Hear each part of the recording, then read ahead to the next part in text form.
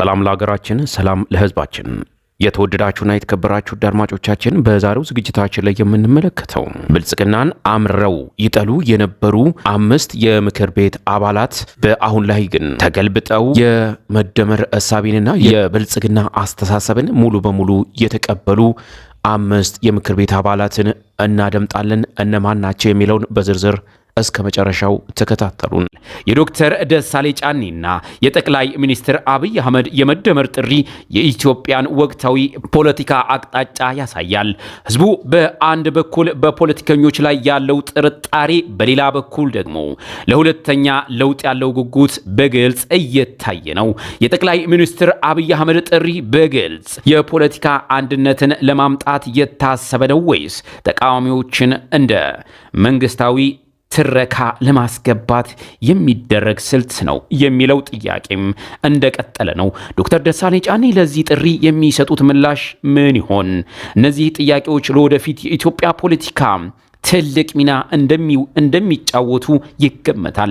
ይህ ክስተት እንደሚያሳየው ኢትዮጵያ ውስጥ ፖለቲካ ማለት መጋጨት ብቻ ሳይሆን ወደ ትብብር የሚደረግ ሽግግርም ጭምር መሆኑን ለመገንዘብ ችለናል። ይሁን እንጂ ነገሩ አስቸጋሪና በጥርጣሬ የተሞላ መሆኑን እንዳለ ሆኖ አብረን እንድንበለጽግ የሚለው የጠቅላይ ሚኒስትሩ ጥሪ በተግባር ሲፈተሽ የህዝብን አመኔታ ማግኘት እንደሚጠበቅበት የቅርብ ሁነቶች ያስገነዝባሉ። ያም ሆኖ ያ ደሳለኝ ጫኔ የአብይ አህመድ አሊ ሚኒስትር መሆናቸው አይቀርም እየተባለ ነው። ከዚህ ቀጥለን በአንድ ወቅት የጠቅላይ ሚኒስትር አብይ አህመድ አስተዳደርን በጽኑ ይቃወሙ የነበሩ ዛሬ ግን ከእርሳቸው ጋር በጥብቅ በመስራት ላይ የሚገኙትን 5 ግለሰቦች በስም እየጠራን እናስታውሳችኋለን። አንደኛ ጌታቸው ረዳ ናቸው። ጌታቸው ረዳ የትግራይ ህዝብ ነጻነት ግንባር የህወሓት ቁልፍ ሰው ብቻ ሳይሆኑ በኢትዮጵያ ታሪክ ውስጥ እጅግ አስከፊ በነበረው የሰሜን ጦርነት ጊዜ የድርጅቱ ድምጽ ነበሩ። በጦርነቱ ዓመታት አቶ ጌታቸው ረዳ የፌዴራል መንግስትንና የጠቅላይ ሚኒስትር አብይ አህመድን አስተዳደር በከፍተኛ የቃላት ውርጅብኝ ሲያጠቁ ነበር።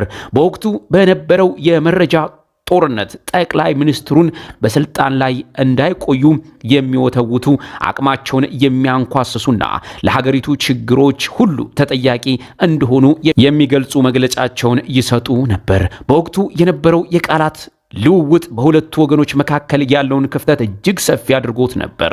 የፕሪቶሪያው የሰላም ስምምነት አቶ ጌታቸውን ከባላንጣ ወደ አጋርነት ቀየራቸው።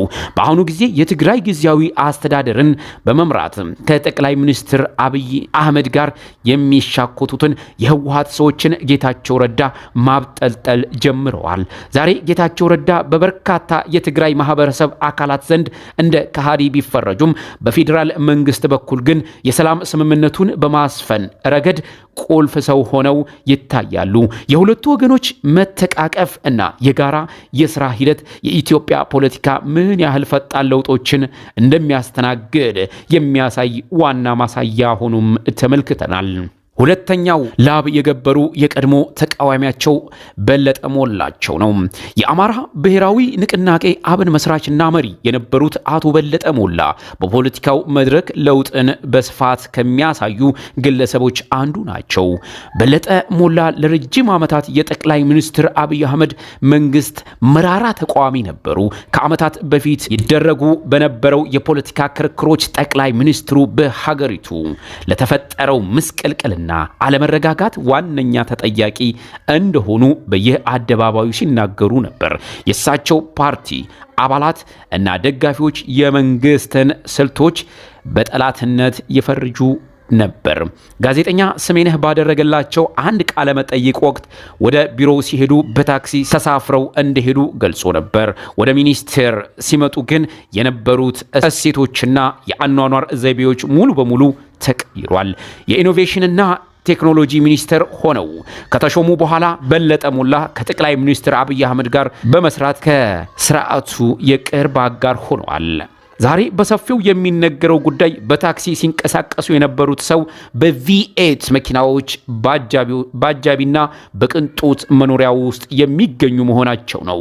ይህ ለውጥ ብዙዎችን ያስገረመና የፖለቲካ ጥቅምን ጥያቄ ውስጥ የከተተ ክስተት ነው ተብሎለታል። ሶስተኛው ላብ የገበሩ ሰው ጀነራል ጻድቃን ገብረትንሳኤ ናቸው። ጀነራል ጻድቃን ገብረትንሳኤ የኢትዮጵያ ወታደራዊ ታሪክ የቅርብ ጊዜ እውቅ ስም ናቸው። ጀነራሉ በአንድ ወቅት ጠቅላይ ሚኒስትር አብይ አህመድ በመከላከልና በማማከር እንዲሳተፉ ጥሪ ቀርቦላቸው ነበር። ነገር ግን ይህን በመተው ከህወሓት ወታደራዊዎች ጋር በመሰለፍ በሰሜኑ ጦርነት ውስጥ ከፍተኛን ሚና ተጫውተዋል። በጦርነቱ ጊዜ ፌዴራል መንግስትን ለማፍረስ ከነበሩበት ስትራቴጂ አንዱ ነበሩ። ከሰላም ስምምነቱ በኋላ ጀነራል ጻድቃን የሰላም ዋና ተዋናይ ሆነዋል። በአሁኑ ጊዜ ከጠቅላይ ሚኒስትር አብይ አህመድ ጋር በመስራት በክልሉ የሚንቀሳቀሱና የሰላም ስምምነቱን የሚቃወሙ ኃይሎችን እንደ ቲዲኤፍ ያሉ ማለት ነው በመዋጋት ረገድ ከፌዴራል መንግስት ጋር በአንድ ወገን ቆመዋል።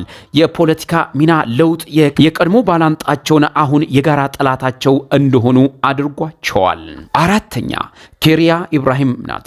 የፌዴሬሽን ምክር ቤት አፈ ጉባኤ የነበሩት ወይዘሮ ኬሪያ ኢብራሂም የህወሓት ፖለቲካ ቢሮ አባል በመሆን የቆዩ ናቸው። በጦርነቱ መጀመሪያ አካባቢ ወይዘሮ ኬሪያ ከህወሓት አመራሮች ጋር በመሆን የፌዴራል መንግስትን በጽኑ ሲቃወሙና ከስልጣን እንዲወገዱ ግፊት ሲያደርጉ የነበሩ ሰው ናቸው።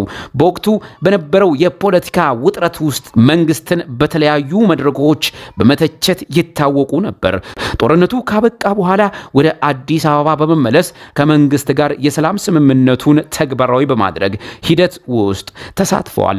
እሳቸው አሁን የፌዴራል መንግስትን የሰላም አጀንዳ በመደገፍ ከጠቅላይ ሚኒስትሩ አስተዳደር ጋር አብረው እየሰሩ የሚገኙበት አዲስ የፖለቲካ ምዕራፍ ተከፍቷል። አምስተኛ የዛሬው ጉዳያችን ደሳለኝ ጫኔ መሆናቸው ነው። የፓርላማ አባል የነበሩት ዶክተር ደሳለኝ ጫኔ በኢትዮጵያ ፓርላማ ውስጥ የነበራቸው ተቃውሞ የላቀ ነበር። ደሳለኝ ጫኔ በተወካዮች ምክር ቤት ውስጥ የጠቅላይ ሚኒስትር አብይ አህመድ አስተዳደር በማንኛውም የፖለቲካ ጉዳይ ላይ በጸኑ ሲተቹ የነበሩ ተወካይ ናቸው። የኢኮኖሚ የሰላምና የደህንነት ጉዳዮች ላይ መንግስት ውሳኔዎች በመቃወም ለብዙ ድምጽ ሆነው ቆይተዋል። በአሁን ጊዜ እየወጡ ያሉ መረጃዎች እንደሚጠቁሙት ደግሞ ደሳለኝ ጫኔ ወደ ሚኒስትር ሊመጡ እንደሚችሉ ይነገራል። ይህ ከተፈጸመ የቅርብ ጓዳቸው የነበሩት በለጠ ሞላ ቀድሞ ያደረጉት መንገድ ደሳለኝ ጫኔም ይከተላሉ ማለት ነው። ከፓርላማው ተቃዋሚነት ወደ መንግስት ካቢኔነት የመሸጋገር የኢትዮጵያ ፖለቲካ ምን ያህል ሚዛኑ እንደሚቀይር የሚያሳይ ትልቅ ተምሳሌት ነው።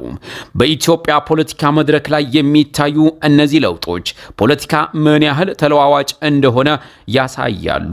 ትላንት አራምባና ቆቦ የነበሩ የፖለቲካ ልዩነቶች ዛሬ በጋራ የስልጣንና የጥቅም መጋሪያ ጠረጴዛ ላይ እየተፈቱ ይገኛሉ።